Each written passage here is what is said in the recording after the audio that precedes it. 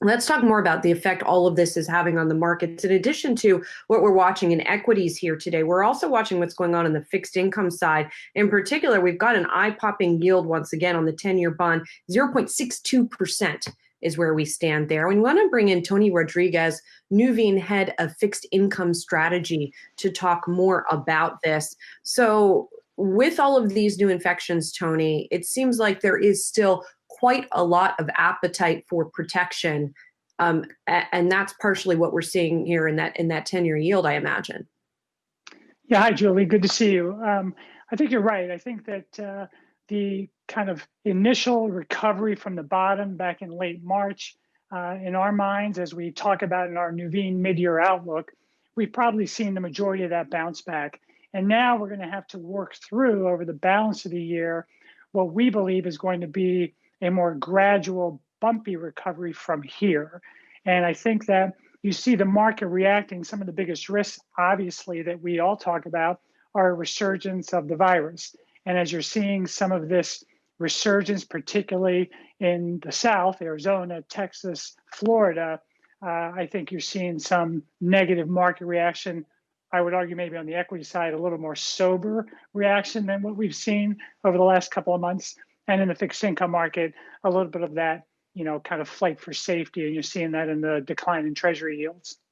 Tony, help us understand, though, when you point out that policymakers becoming more cautious or running out of stimulus could have some impact and is a key risk, how would that translate? We know the Fed wants Congress to do more, but could Congress do too much or too little? What would it look like?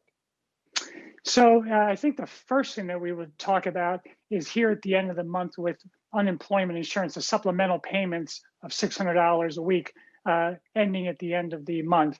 Our view is that that needs to be kind of reintroduced, possibly not at the $600 level, but it certainly should not be just eliminated and having Congress just let it die. We think that more fiscal stimulus is needed. There will be more monetary stimulus required as well.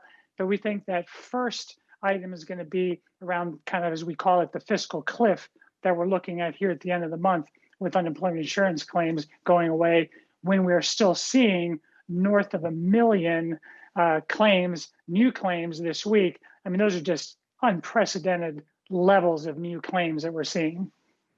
Hey, Tony, it's Brian Chung here. It seems like the yield curve is something that we haven't really discussed since this crisis. You can argue to what degree it's relevant, even with the amount of Fed intervention in the fixed income space. But when you do look at the 2-year and the 10-year, we were talking about kind of the coming down of some of those longer term yields. But what are you watching for? Is it even telling you anything important? Should people be ignoring the curve at all?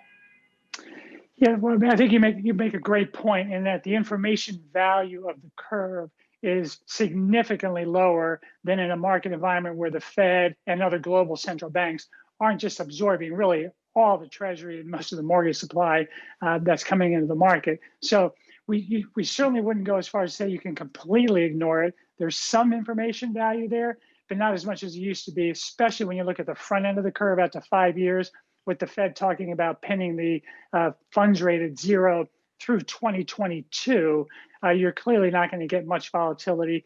And as we've seen over the course of the second quarter, rates have been very range bound, limited volatility on that side of the equation. So we think longer term, we should see a gradual steepening of the curve. If we're right about this recovery, although being bumpy, continuing, then we should see some steepening of the curve down the road.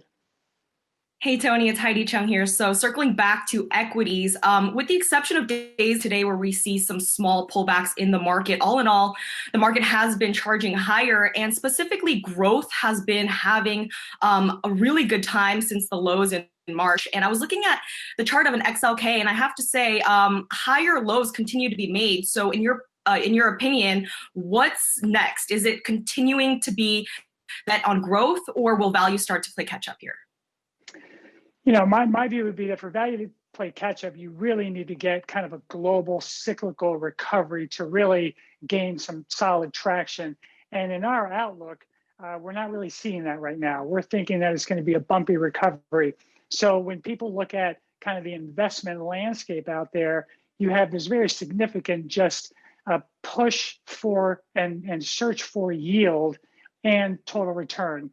we like to talk about how high quality sovereign markets, basically, if you want to trade those, just call 1-800-NO-YIELD because there is zero return available there. So people are being forced out into riskier assets of fixed income and into the equity market. And there, I think growth becomes pretty attractive outside of a situation where you really get a dramatic resurgence of the virus that leads to a kind of shutting down again of the economy, which right now we're not expecting it to be that severe, but it's certainly possible.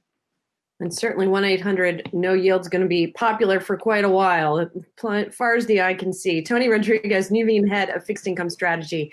Thank you so much. Hey investors, Zach Guzman here. Are you interested in learning more about the markets and getting the latest financial news? Well, then click right here to subscribe to our Yahoo Finance YouTube channel.